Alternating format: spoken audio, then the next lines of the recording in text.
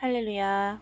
황금의 집 성막 이야기 대제사장 출애굽기 28장. 그가 입은 옷을 보고 그 옷이 의미하는 내용을 이해하며 대제사장은 하늘의 대제사장을 나타내는 것임을 알게 될 때 감사한 마음이 넘치며 복된 삶을 살며 흔들리지 않는 신앙생활을 하게 될 것입니다. 에봇은 대제사장의 겉옷입니다. 그것은 이미 설명했던 4가지 색깔로 짠 것입니다. 여기서 주목할 것은 거기에 금실이 섞여 있다는 점입니다. 우리는 금이 하늘의 영광을 말한다는 것을 보아왔습니다. 진실로 우리 주 예수님은 지금 하늘의 대제사장이시요 하늘 위에 계시는 분입니다. 그분은 땅 위에 사셨던 분입니다. 그러기에 이 세상 삶이 어떤 것인가를 잘 알고 계십니다. 그분은 어느 누구보다도 슬픔과 피해와 고난을 잘 아십니다. 지금도 그분은 우리와 함께 고난을 받으실 수 있으며 또 그러고 계십니다. 그분은 당신과 나의 모든 것을 아십니다. 그분은 자기 백성들을 도우십니다. 그분은 긍휼이 풍성하신 우리의 대제사장이십니다. 대제사장의 좌우편 어깨 위에 달린 두 보석은 무엇인가요? 각 6지파씩 이스라엘 12지파의 이름이 새겨져 있었습니다. 그렇게 모든 백성들을 대제사장의 어깨 위에 지니고 다녔던 것입니다. 오늘날은 대제사장이신 예수 그리스도께서 그분의 견고한 어깨 위에 그분에게 속한 모든 사람들을 지니고 계십니다. 그것은 마치 선한 목자가 양을 자기 어깨 위에 메고 집으로 가는 것과 같습니다. 흉패는 정사각형으로 되어 있는데 금을 섞어 짰습니다. 금태로 둘린 그 위에 번쩍이는 각기 다른 12개의 보석이 물려 있는데 거기에 12지파의 이름이 새겨져 있습니다. 보석은 지상에서 가장 아름다우며 최고의 가치를 지니고 있습니다. 가슴판의 보석들은 어깨 견대의 두 보석과는 다른 점이 있습니다. 어깨에는 2개의 같은 보석에 가슴에는 각기 상이한 12개의 보석의 이름이 새겨져 있습니다. 견대에서는 민족 전체를 한 단위로 생각했고 가슴에서는 민족을 개별적으로 여긴 것입니다. 여기에 우리에게 큰 기쁨을 주는 2가지 사실이 있습니다.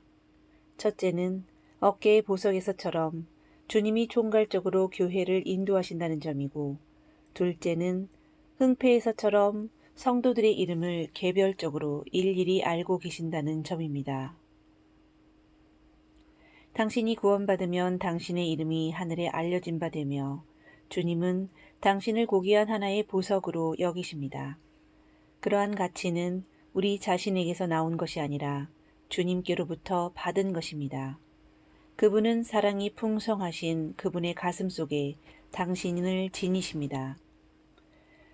그렇지만 불신자들에게는 해당되지 않습니다. 하나님은 그들의 이름을 알지 못하신다고 성경에 기록되어 있습니다. 누가복음 16장에 있는 어느 부자의 이야기를 생각해 봅시다.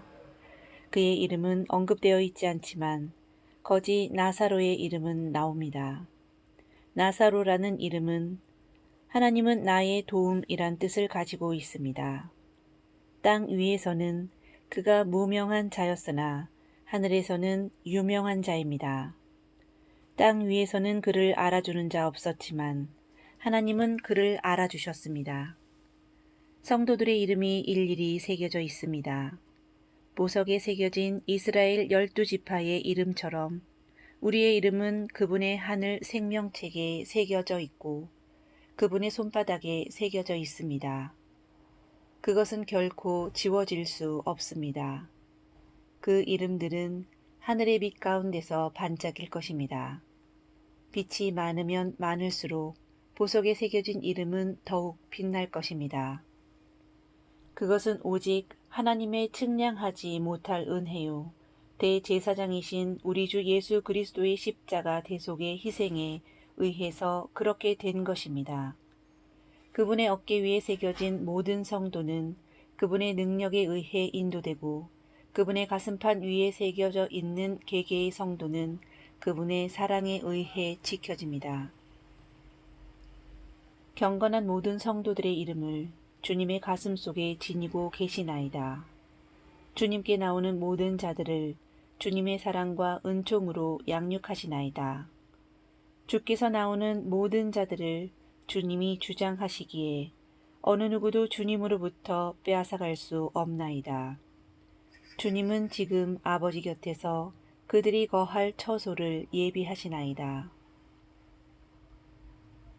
함께 하늘의 부르심을 입은 거룩한 형제들아, 우리의 믿는 도리의 사도시며 대제사장이신 예수를 깊이 생각하라. 히브리서 3장 1절. 그분은 우리를 위한 참된 구원자이시요 중보자이십니다.